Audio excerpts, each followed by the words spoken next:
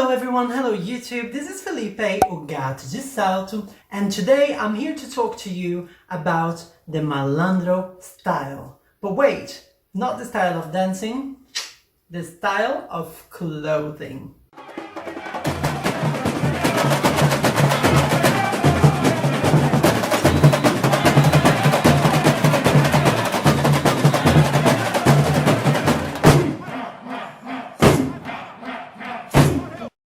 Welcome back to my channel. Today we are continuing our series about Malandros and Malandragem. I have already uploaded a few other videos about this topic. I'm gonna leave the link to the playlist in the description box of this video so you can update yourself if you haven't already watched them. Also, if you enjoy the content that I produce here in this channel, make sure you subscribe to the channel, leave a like, hit the notification button, share, invite other people to follow, and this is a place where I'll be sharing information about the Samba world, the carnival world, and everything that is related. So in this series about Malandros, we already covered the historical facts, the social context, what it means, also the dancing aspects of it. And today we are going to study the symbology of the clothing behind the Malandros. The Malandros, they became a hero, a folk hero of a specific time. Everyone knows the Malandro, the whole Brazil knows the Malandro, and even outside of Brazil, the figure of the Malandro is super well known.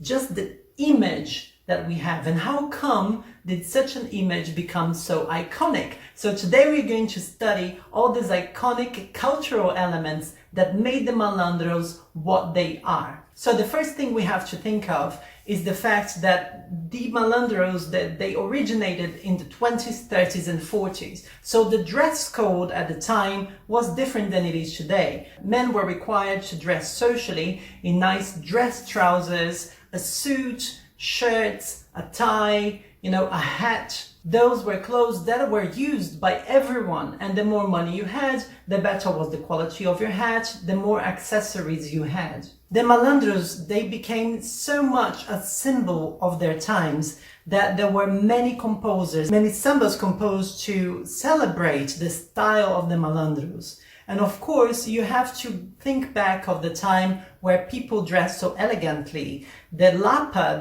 the region of Lapa, the red light district, I call it this way, but it was a very fabulous, very luxurious place with beautiful cabarets, with amazing singers singing Argentine tango or French artists. It was the hub of art. And of course, you also had the style. You had like cigarette holders. You had the hats. This is all. The style was all very chic. Everything was very, very bohemian, and not everyone had the money to pay for it, of course. And the streets in the center of Rio, like the Rua da Ouvidoria, were like a catwalk where the people with more condition would just have the latest fashion from Paris or London, and everyone could see that. So the fashion in the cabarets would also be like satin shirts, everything very luxurious as you can imagine and afford. For you to have an idea, during the period of Second World War, Walt Disney really wanted to establish a connection, and a deeper connection. Like the governments of the United States and the other Latin American countries, they wanted to have a politics of good neighborhood. So they tried to kind of bind America together, North America and South America. And even Walt Disney contributed to that. He created a character, actually, from Brazil, a little parrot called Zé Carioca. And Zé Carioca is a Malandro. How cool is that? There's even an episode when Donald Duck visits Brazil and Zé Carioca shows him Rio and shows him the style and the samba, and it's an amazing Walt Disney episode. I really, really like that. And I like the fact that Zé Carioca is depicted wearing the suit, wearing the trousers with a little belt, and the Malandro hat. But let's talk more about the necessities of those Malandros who were really on the streets and who became legends. They were fighters, they were warriors, they had to fight for their honor, and they would have conflicts with other Malandros, with the police. So first of all, they needed mobility. So this is why the clothes of a Malandro are not really very restricted. They are rather loose. The cut of a suit would also show and be able to show how much that person knows how to move. Since they were all capoeira fighters, most of those, they fought capoeira, just the suit alone was able to show whether or not he was a good capoeira fighter. So this is how important the clothes were, the image was back in the day. Because you could see, oh, he really knows how to move his hip. His walk has a kind of a swing, so he's probably a good fighter, an eximionist dancer, and a good lover. So this is how much fashion is combined, enlaced with the society and with the Malandros. So you have the suit, usually white, generally white. And then you have the trousers. The trousers were also white and for a very specific purpose. I hate wearing white trousers because I always get them dirty. So if you sit somewhere on the street, you know, if you just lean against the wall, they get dirty so fast. And that's the point. Capoeira fighters back in the day, they wore white trousers because if you fall, you will get dirty. And if you fall, it means that you're not a good fighter. It means that someone else beat you. And if you fall, you also take a fall concerning your honor. And this is why the white color of the trousers. So people who actually got some dirt in their ass, they fell on their ass, so they are not as good fighter as the other Malandros perhaps were.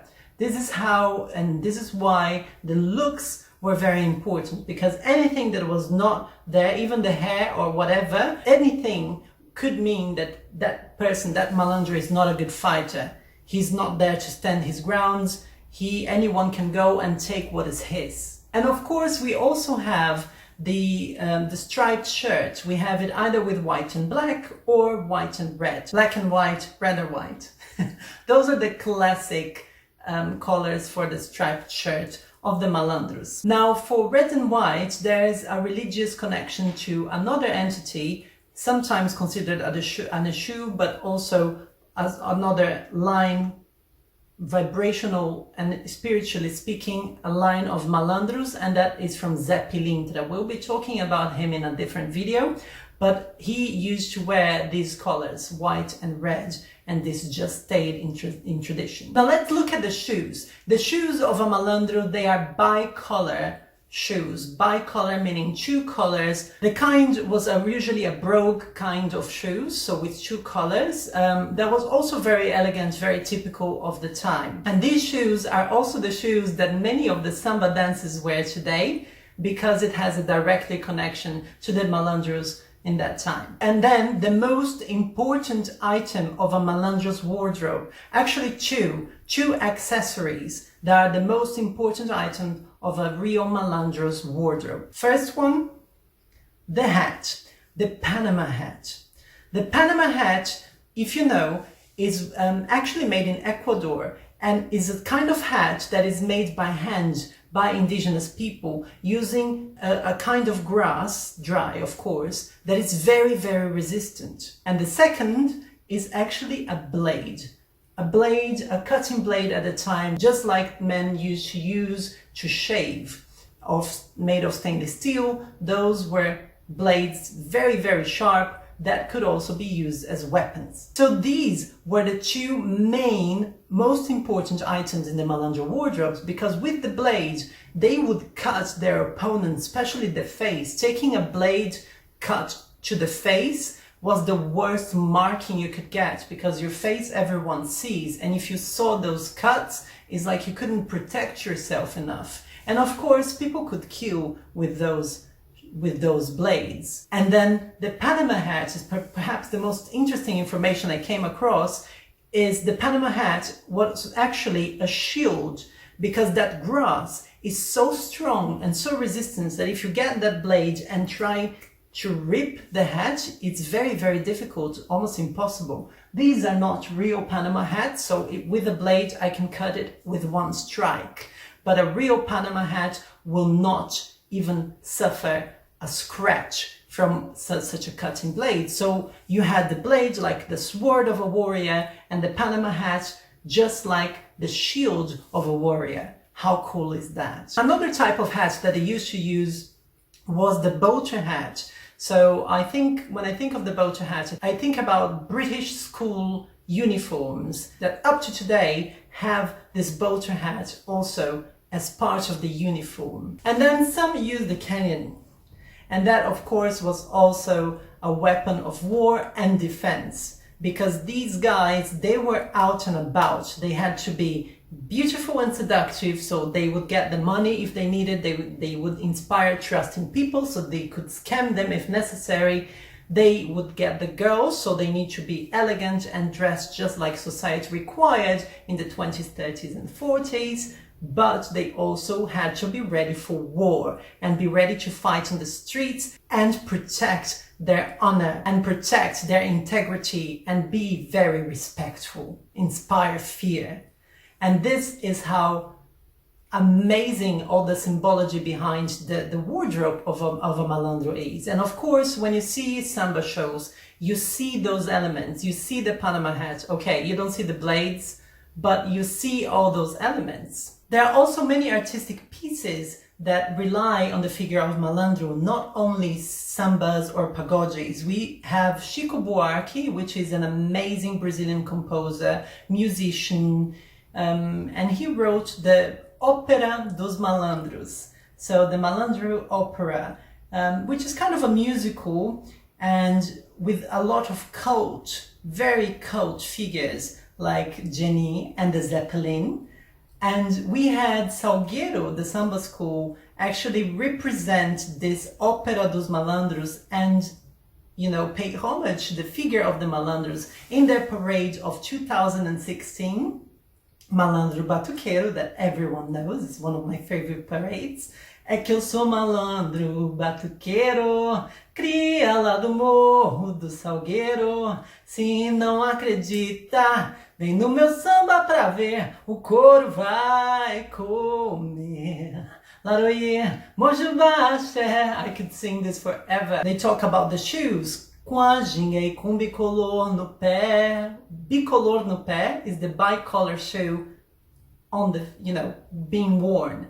So that is also present as part of the lyrics of the enredo of Salgueiro 2016. Salgueiro 2016 is a handful, the Malandro culture. Even the time, the cabaret, everything is expressed within the parade. So after watching this series and these videos, make sure you check the video of the full parade of Salgueiro 2016 and you'll be able to see how Salgueiro depicted all of this in their parade.